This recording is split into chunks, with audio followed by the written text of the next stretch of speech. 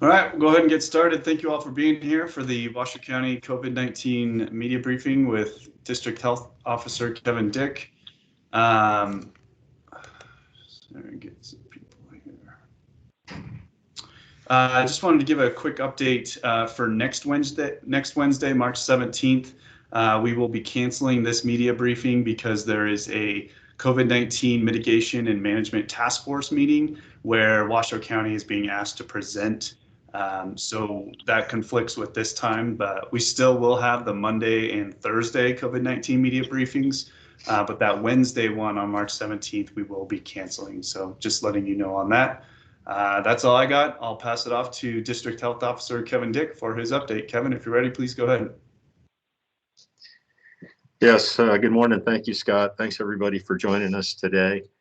We're continuing to administer the COVID-19 vaccine here in Washoe County through our pod at the Livestock Events Center, through regional partners, including Renown, Community Health Alliance, St. Mary's, and our pharmacies and local fire agencies as well.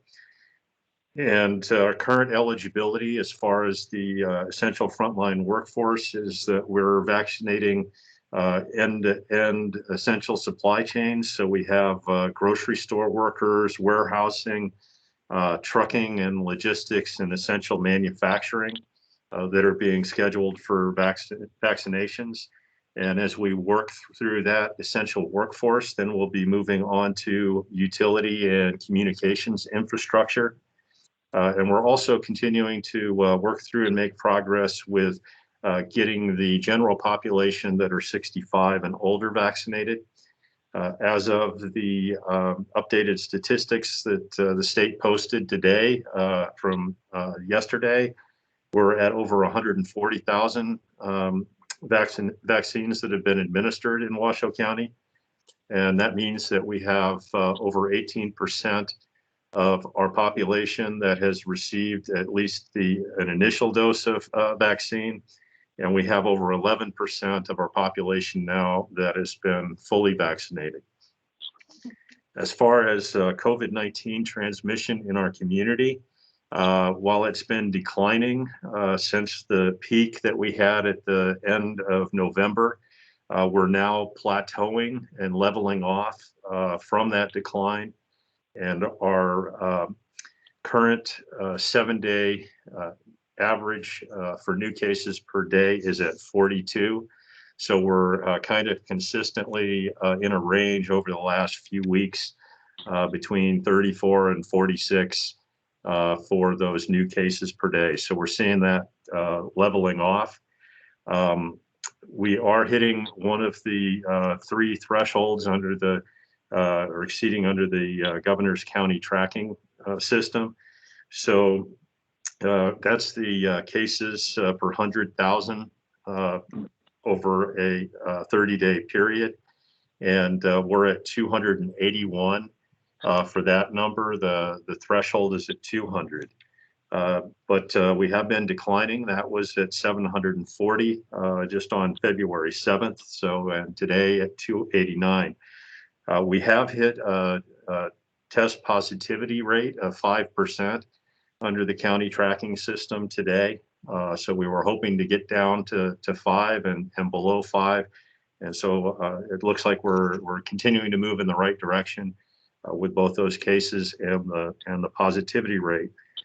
On February 7th, that positivity rate was at 11.1, and on December 13th, we hit a high of 21.4.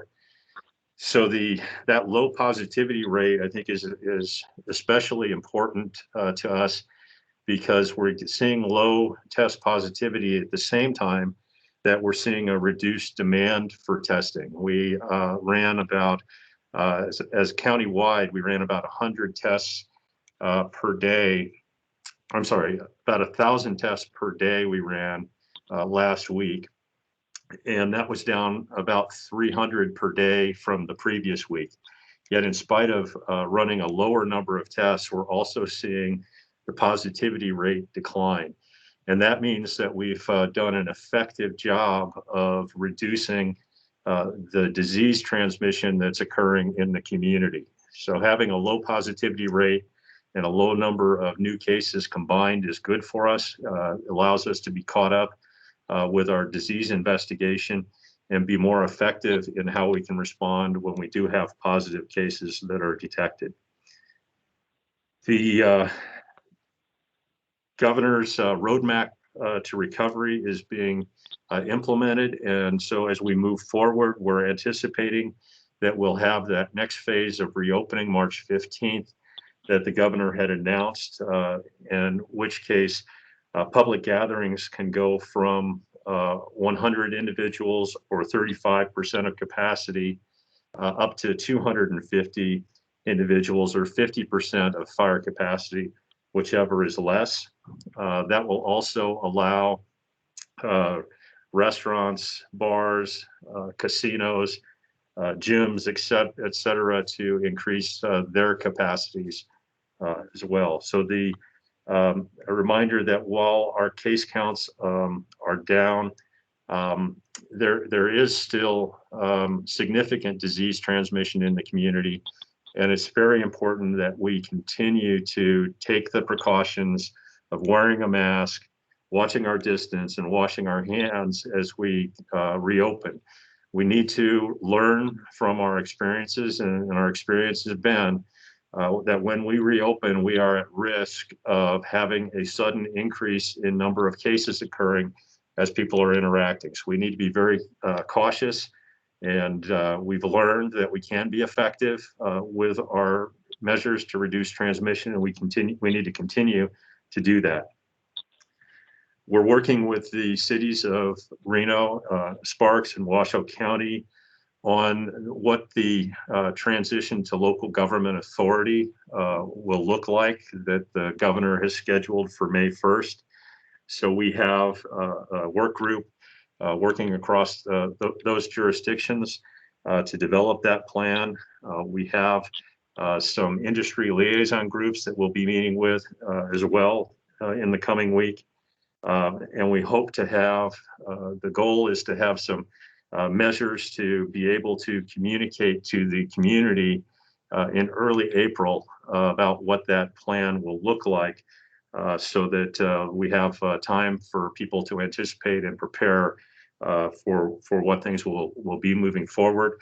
That will be a plan that will require the approval of the Board of County Commissioners, and then it will also be discussed with the governor's mitigation task force during a meeting in April. So very busy and working on those planning activities. And with that, I'll wrap it up and turn it over for any questions. Feel free to ask Kevin, Dick, any questions you might have.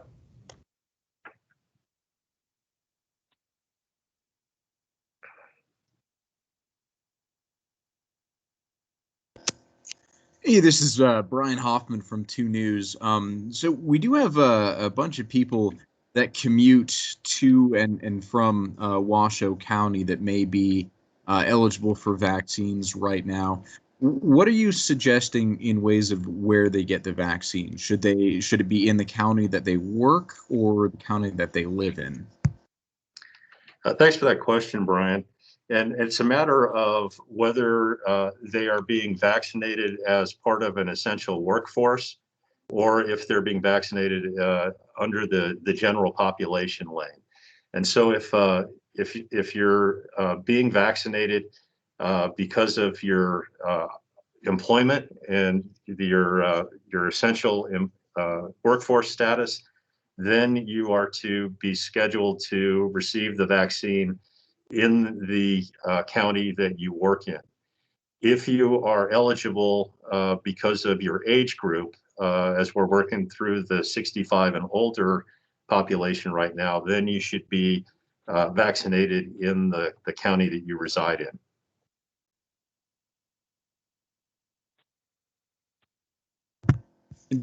Does that have the potential to double, or well, I guess not double up, but just try to get into the vaccine group that comes first? Because I know that parts of like Lyon County are vaccinating some groups earlier than Washoe County. Do they have the possibility to do it that way if they do reside in that county? I know that you can't speak on other counties' individual vaccine processes, but does that open up the possibility to get ahead in line in one county and not the other? So if Brian, some of the smaller counties that have less population to vaccinate and have fewer numbers of workforce in the frontline workforce categories may have gotten further progress down in the tiers. And so if they're eligible because of their age group, and they reside in another county, then they would be eligible for getting vaccinated in that other county. But if they are eligible because they're an essential worker and they work in Washoe County while residing in another county, they need to wait until Washoe County gets down to that essential workforce before they get vaccinated under the state's program. That makes sense. And then, so when it does come to that essential workforce, if they do not live in Washoe County, do they need to have their employers file through you, or would they be able to file through you since they work in Washoe County but don't have that physical address in Washoe County where they reside? Yeah, we work through their employers in order to notify them of the ability to get scheduled for the vaccination. And then we look for that documentation of their employment when we get them vaccinated versus looking at residency. Excellent. Thank you, Kevin.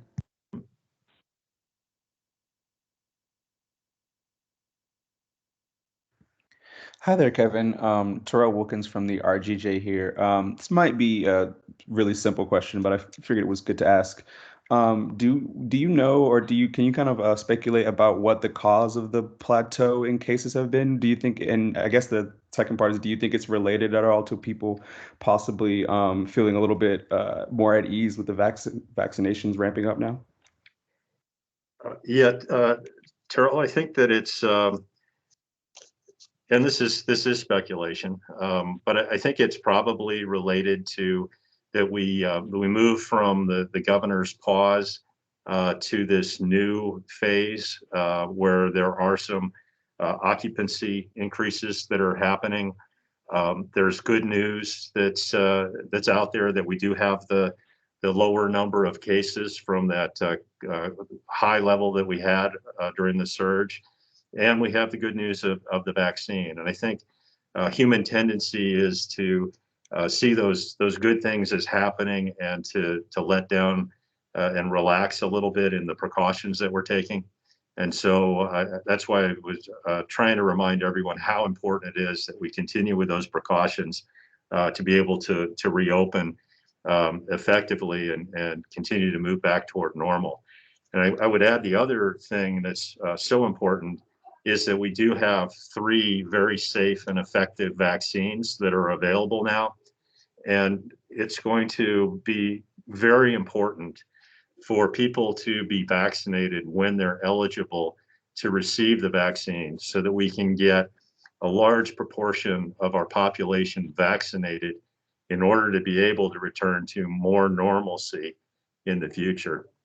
So I would just encourage everybody when it's your opportunity to receive the vaccine, please do, so we can move through this and get back to more of the society and economy that we all want to enjoy.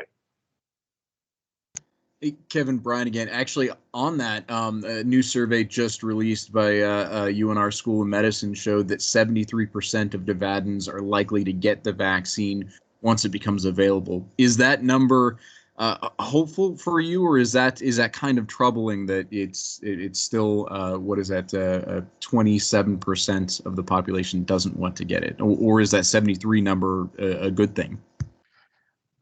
Well, Brian, I'm a glass half full kind of guy, so I'm going to take that with some optimism because what we're seeing is an increase in the number of people that say that they intend to get the vaccine. And I think what we're also experiencing is that some of the people that were eligible to receive the vaccine earlier as essential workers that didn't receive the vaccine are now deciding to get it because they've been able to see the experience that others had who did get the vaccine.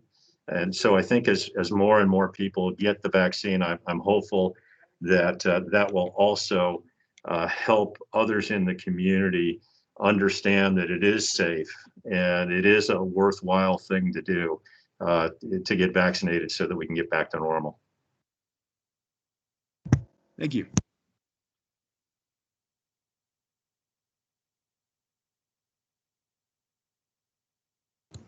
Hi, Kevin. This is Jason from the Reno Gazette-Journal. Thanks, by the way, for going through the positivity rate stuff today based on the questions I sent yesterday. I just have one more. As far as the mitigation plan you're working on for the state, what are some of the factors you're looking into in terms of how you put that plan together? Like if we hit all the 3 thresholds that you mentioned from the state, since we're hitting 2 out of the 3 right now, does that change anything, or do you have just a sort of a general sort of approach as to what you do in terms of the plan you submit to the governor? Well, Jason, we're in the early stages of formulating what the plan is and the metrics that we'll be using and triggers for that. And so I'm telling you my thinking at this point, but it's not what we have finally in the plan. But what we're looking at are the state's county tracker metrics, and we understand that there's the potential that those could be adjusted by the task force. There's been some discussion about that. We're also looking at the risk meter and the types of criteria that are contained in that. That seems to be working fairly well for our community. And then I think vaccination rates are going to be very important as well in our decision making as far as wider reopening in the future.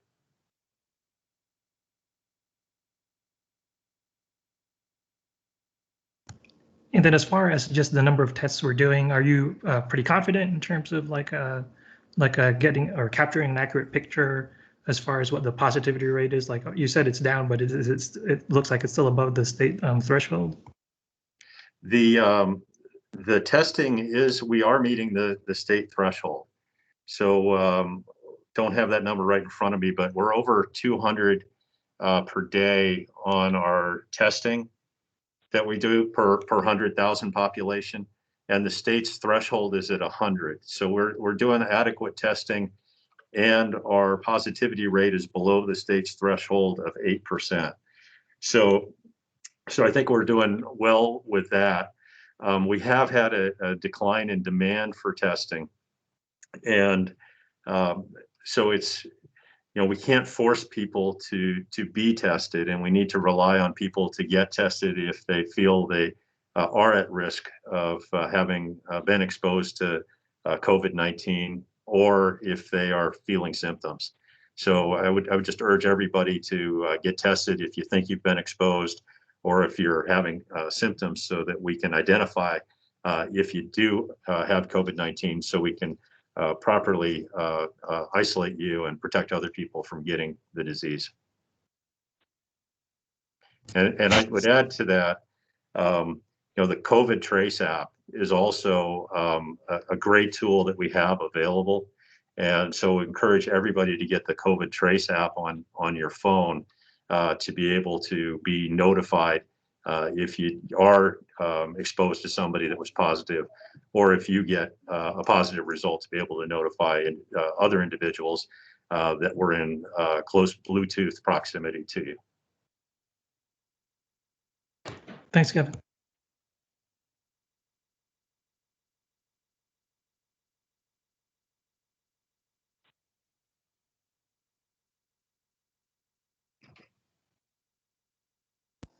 When it comes to that app, I mean, I'm kind of thinking of it like it's kind of after the fact, isn't it? I mean, like once you get a positive COVID-19 result, that's when the app pings that other people around you should be worried. But shouldn't you be quarantining if you do come back with that positive case? Isn't that kind of just for people that go against your recommendations and go out into the world with a positive case?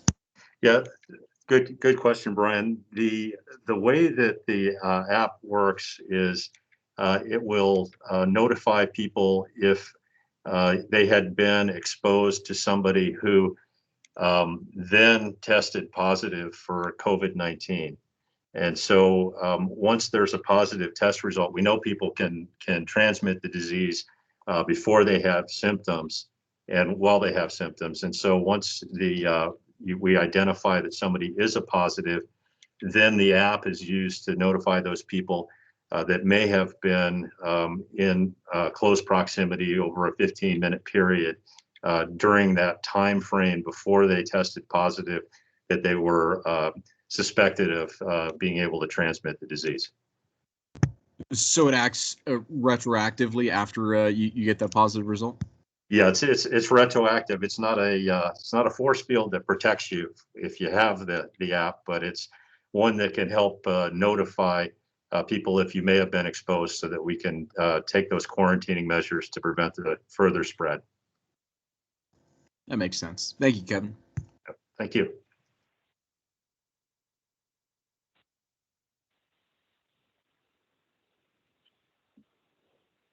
Hi, Kevin. This is Mike Brunker from the Las Vegas Review-Journal. I wanted to ask you, can you talk a little bit about how the decline in testing impacts the positivity rate, if at all, and whether the decline in testing is causing you any concerns? Yeah, thanks, Mike. So there's basically two ways that you can get a reduction in the test positivity rate. One way is that you do a lot more testing, and so you're testing a bunch of people that aren't infectious, and so you get negative results for those, and it shows a lower positivity rate, which is indicative that you have an ample amount of testing that's available to be able to detect disease that's happening. The other way that you get a low positivity rate is if you are driving down the transmission of the disease to the extent that of the people that are getting tested, if it's a limited number of people that are getting tested, you still have very few of them that are testing positive. And so I think while it's important to have adequate amount of testing, I think what's more important is to have your disease transmission low enough that you're getting low positivity rates coming from people that are being tested, even without a huge number of tests that are happening. And that's what we have right now. But again, it's important that people do get tested if they think they have been exposed or if they're experiencing any symptoms, in order to help further reduce and control that transmission of disease.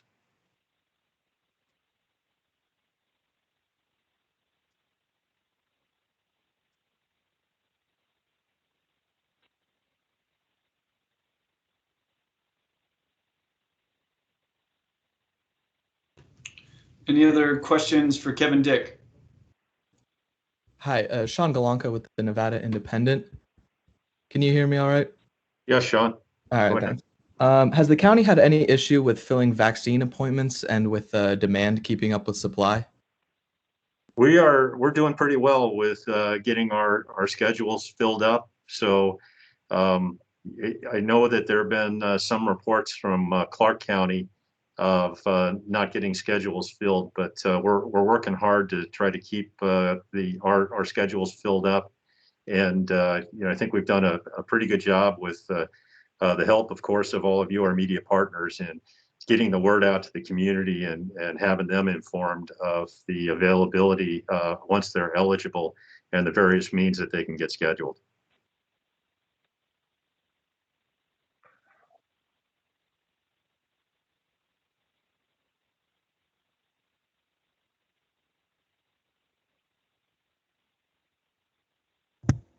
Hey, Kevin, Brian again. How's it going with the vaccine supply? By the way, I know we were waiting on a bit of a shipment from the Johnson and Johnson, but are we seeing an increase in the vaccine supply and thus the increase in appointments being made?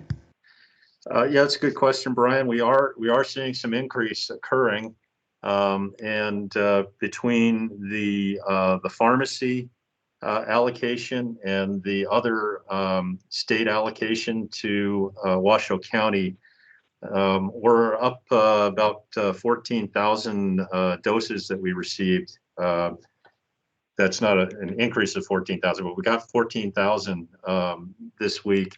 And so that is an increase for us, and we're hoping to see that number continue because we'd like to ramp up to get those shots in people's arms as quickly as possible.